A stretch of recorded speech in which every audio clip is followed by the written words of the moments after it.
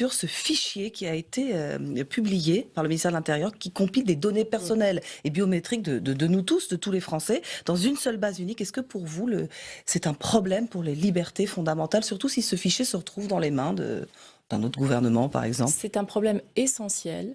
Je suis très inquiète sur ce fichier et sur les réponses que le gouvernement apporte aux questions qui sont posées par les députés là-dessus.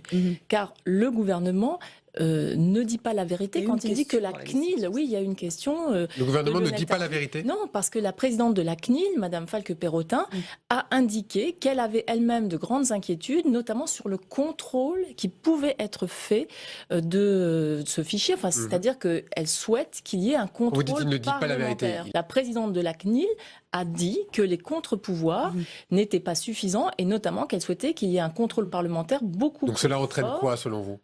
Je pense, Ou devrait entraîner quoi? Je pense qu'il faut absolument revoir la manière dont on va contrôler l'utilisation de ce fichier et que notamment le pouvoir des parlementaires soit renforcé. Mais il faut en tout cas écouter la présidente de la CNIL.